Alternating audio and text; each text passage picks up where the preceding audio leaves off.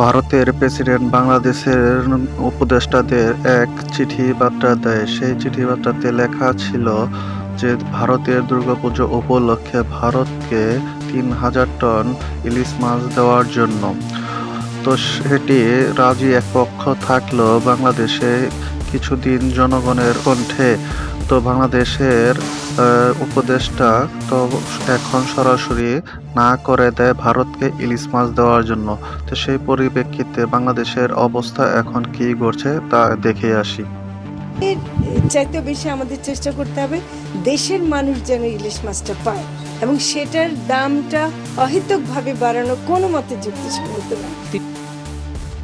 দুর্গাপুজো আসলে যেন ইলিশ মাছের একটি পুজোর অংশ হয়ে দাঁড়ায়। তো সেই জন্য ভারত সরকার বাংলাদেশকে সেই চিঠি বার্তা দেয়। তো সেই চিঠি বার্তা পেয়েও বাংলাদেশ এবার তাদেরকে না করে দেয়।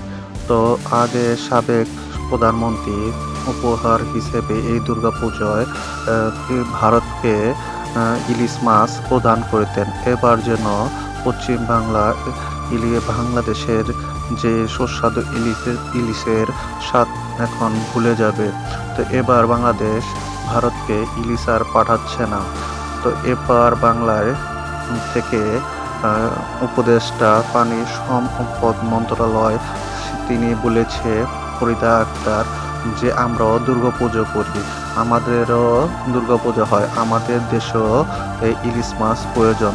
তো এবার ইলিশ মাছ তো সংখ্যালঘু এবং অন্যান্য লোকেরা সেই স্বাদ প্রদান করবে এই কথা বলে বাংলাদেশকে এবং ভারতকে নাকচ করে দেয়, ইলিশ মাছ দিবে না। তো সরাসরি তো এটি ভারত আবার ভারতকে বলে তো তিস্তা নদীর পানি বন্টনের বিষয় নিয়ে ভাবার জন্য। তো সেটি হচ্ছে ইলিশ মাছ এবং তিস্তা নদীর বন্টন নিয়ে একটি হয়তোবা চুক্তিবদ্ধ করতে চায় বাংলাদেশ। তো এই পরিপ্রেক্ষিতে ভারত বাংলাদেশকে একটি চিঠি বার্তা আবার দেয়। তো সেটি হচ্ছে ভারত থেকে যে আদানি গ্রুপ থেকে বিদ্যুৎ আনা সেই বিদ্যুৎটি, তো সেই সম্পর্কে তো সেই চিঠি বার্তাটি দেয় যে খুব দ্রুত সময়ের ভিতরে ভারতকে আদানি গ্রুপকে সেই বিদ্যুতের টাকা পরিশোধ করার জন্য এবং ভারতের যে ইলিশ রপ্তানিকারক এবং বাংলাদেশের ইলিশ রপ্তানিকারক তাদের ভিতরে একটি কথাবার্তা হয়।